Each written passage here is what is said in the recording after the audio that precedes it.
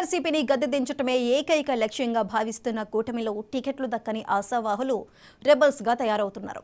ఉమ్మడి పశ్చిమ గోదావరి జిల్లాలో 15 సీట్లు తమవేనంటున్న కూటమికి ఈ అసంతృప్త నాయకులు కొరకరాని కొయ్యగా మారుతున్నారు. వీళ్ళు దారిలోకొచ్చి సర్దుకుపోతారా, రహస్యంగానైనా వ్యతిరేకంగా పనిచేస్తారా అనేది ప్రశ్నార్థకమైంది. ఉమ్మడి పశ్చిమ గోదావరి జిల్లా అసంతృప్త నాయకుల మీద 99 టీవీ కథనం.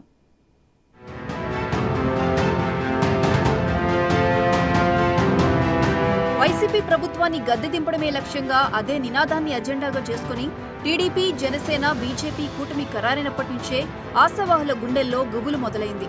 ఎవరికి వారే పైకి ధీమాగా కనపడుతూ పార్టీ నిర్ణయానికి కట్టుబడతామని చెబుతూ వస్తున్నా లోపల అనుమానం వెంటాడుతూనే ఉంది.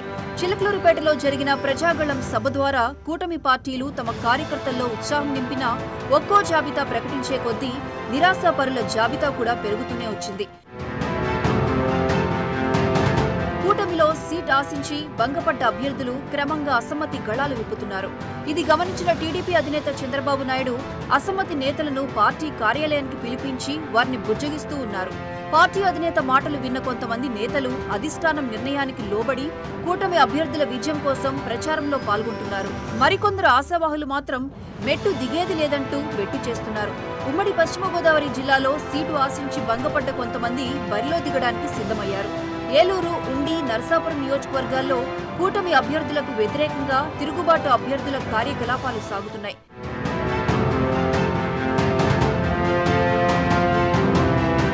ఏలూరులో ఎన్డీఏ కూటమి అభ్యర్థిగా టీడీపీ నేత బడేటి చంటికి టికెట్ ఖరారైంది.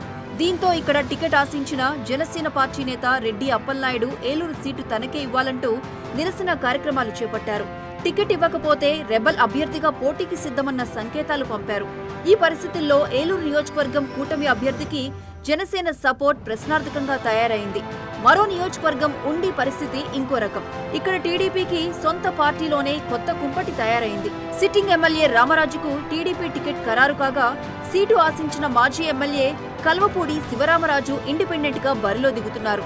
గత ఎన్నికల్లో టీడీపీ అధినేత ఆదేశాల మేరకు నరసాపురం ఎంపీ అభ్యర్థిగా పోటీ చేసి తన అనుచరుడైన రామరాజును ఉండిలో బరిలోకి దింపి గెలిపిస్తే ఇప్పుడు తనకే వెన్నుపోటు పొడిచారని శివరామరాజు ఆవేదనతో ఉన్నారు. తనకున్న ప్రజాబలంతో గెలుస్తానన్నది ఆయన ధీమా. ఇక నరసాపురం నియోజకవర్గం విషయానికి వస్తే కూటమి అభ్యర్థిగా జనసేన నుంచి బొమ్మిడి నాయకర్ బరిలో ఉన్నారు.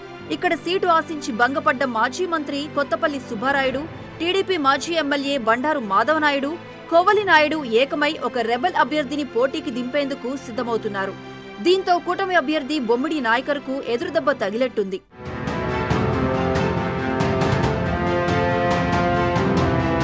ఉమ్మడి పశ్చిమ గోదావరి జిల్లాలో రెబల్స్ కారణంగా కూటమి ఆశలు ఆవిరయ్యే పరిస్థితి మీద అంతా చర్చించుకుంటున్నారు. ఈలోపు పార్టీ అధినాయకుల బుజ్జగింపులు ఏ మేరకు ఫలిస్తాయో చూడాలి.